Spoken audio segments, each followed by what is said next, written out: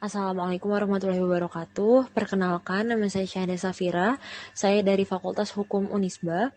Pada kesempatan kali ini, saya akan membahas mengenai hasil penelitian saya yang berjudul Penegakan Hukum Terhadap Pelaku Tindak Pidana Ujaran Kebencian atau Hate Speech di Kota Bandung melalui media sosial, ditinjau dari Undang-Undang Nomor 19 Tahun 2016 tentang perubahan atas Undang-Undang Nomor 11 Tahun 2008 tentang informasi dan transaksi elektronik.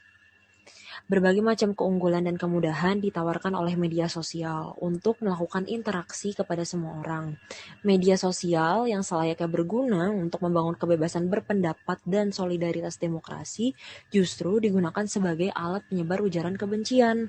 Pemanfaatan teknologi dalam berbagai bidang kehidupan tidak saja membuat segala sesuatu menjadi lebih mudah, namun juga melahirkan sejumlah permasalahan, termasuk masalah hukum. Salah satu masalah hukum yang muncul adalah masalah yang berhubungan dengan ujaran kebencian dalam media sosial. Contoh kasus pertamanya yaitu dilakukan oleh Apollinaris yang telah melakukan ujaran kebencian melalui media sosial terhadap agama Islam. Pada kasus sebelumnya, Apollinaris sudah diputus bersalah dan divonis 3 tahun penjara.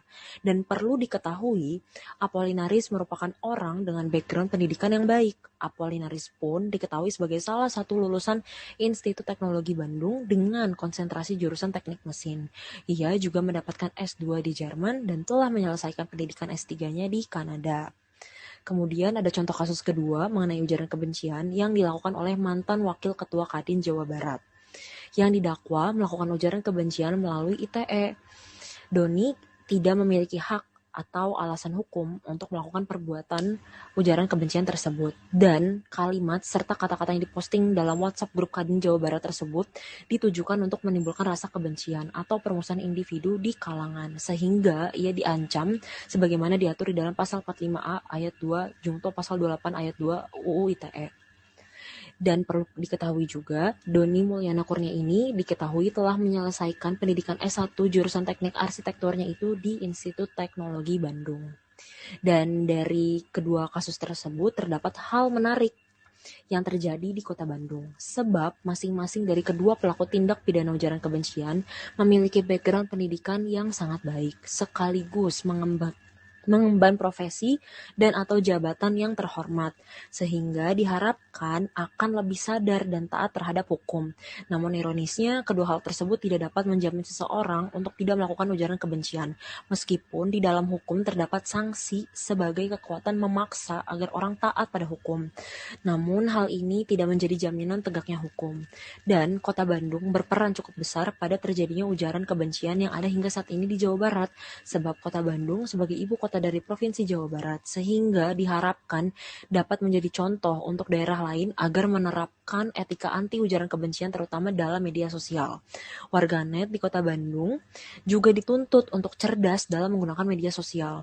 Ujaran kebencian dalam media sosial berpotensi menimbulkan konflik sosial dan fitnah yang dapat mengancam keutuhan masyarakat Bandung maupun NKRI secara keseluruhan. Meskipun sekitar 50% desa di Jawa Barat sudah berprestasi tinggi menyandang predikat sadar hukum. Kemudian, identifikasi masalahnya yaitu yang pertama adalah mengenai bagaimana kendala dalam penegakan hukum dan apakah upaya antisipatif terhadap tindak pidana ujaran kebencian tersebut.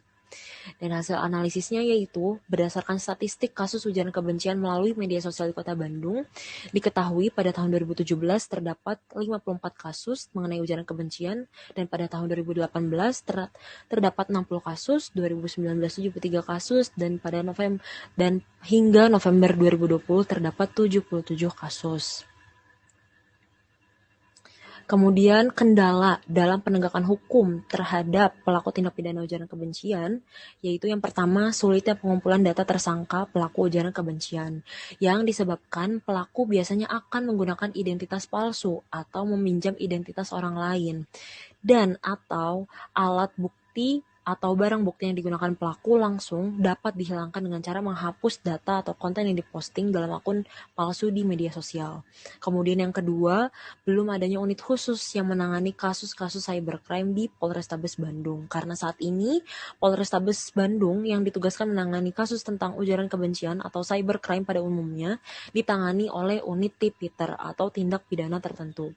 Kemudian yang ketiga yaitu minimnya anggota Polrestabes Bandung yang memiliki kemampuan dan pengalaman di bidang ITE atau cybercrime.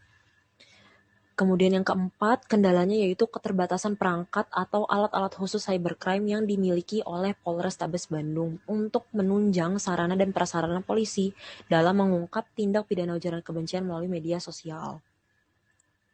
Kemudian upaya antisipatifnya terhadap tindak pidana ujaran kebencian dalam media sosial di Kota Bandung, yang pertama itu ada upaya preemptif dengan menanamkan nilai-nilai atau norma-norma yang baik. Kemudian ada upaya preventif yang ditekankan adalah menghilangkan kesempatan seseorang untuk melakukan suatu tindak pidana. Yang ketiga, Polrestabes Bandung mengupayakan untuk mendirikan unit khusus cybercrime dan dibentuknya tim cyber troops. Yang keempat, ada penambahan anggota yang ahli menangani cybercrime yang merupakan upaya yang mutlak dilakukan oleh Polrestabes Bandung. Kemudian yang kelima, meningkatkan kerjasama dengan Polda Jawa Barat, meningkatkan kerjasama dengan internet service provider, dan penambahan sarana dan prasarana.